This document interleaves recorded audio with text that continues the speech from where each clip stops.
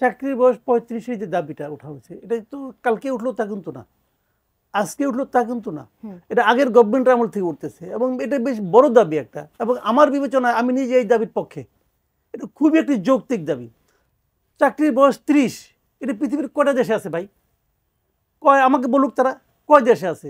আমাদের আমলারা এটাকে জোর করে আটকে রাখছে। আচ্ছা, এবং এটা এই গভর্নমেন্ট করবে না, আমি জানি। কি কারণে করবে না? ওই একজন আছে, একজন আমাদের আমলা শিরোমণি একজন আছে উপদেষ্টার দায়িত্বে, উনি করতে দেবেন। উনি এটা ঘোর বিরোধী। বাংলাদেশে আইন হয় একজন লোকের ইচ্ছা অনিচ্ছার উপর। ট্র্যাজেডি হলো এখানে। বাংলাদেশের নিয়ম হয় একজন লোকের। আলী ইমাম মজুমদার সাহেব এটা পক্ষে না, আমি জানি তো। এরা যেটা করছে এই দাবিটা তো অন্যায় কোনো দাবি না ভাই। আপনি ওয়েস্টার্ন ওয়ার্ল্ডে যান, চাকরি কোনো বয়স সীমাই নাই। এটা একদম একটা অযৌক্তিক যে এটা তারা করতে দেবেন। এই লোকগুলি কি হবে? তারা বলে কি আপনি বেকারত্ব বেশি। আচ্ছা ভালো কথা, বেকার বেশি মানলাম, তো যাদের বয়স আপনার 30-31 বছর হয়ে গেছে তাদের কি হবে? ওরা কি বেকার থাকবে না দেশে? থাকবে তো। তাকে আপনাকে সুযোগও দিবেন না বলেন তো? তার জন্য আপনাকে সহজ পথ বাতলাম যে কি করলে পরে তারা মনে একটা শান্তি পাইতো। খাইয়া এইখানে রাস্তার মধ্যে এসে বসে থাকা, এটা কি আরামে করে?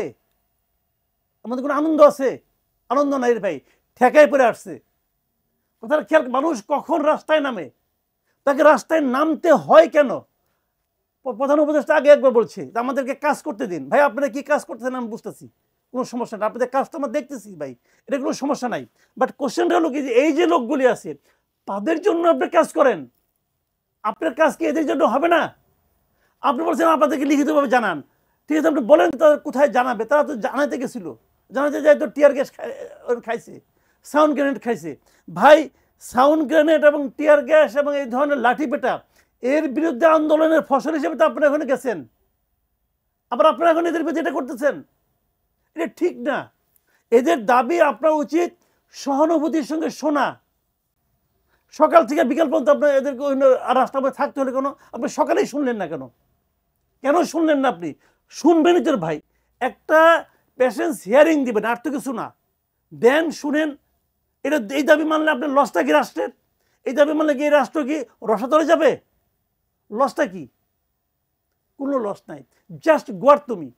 কিছু লোক বসে আছে জগদ্দল পাথরের মতো, তারা কেউ দায়িত্ব ছাড়বে না, তারা কেউ দাবি মানবে না।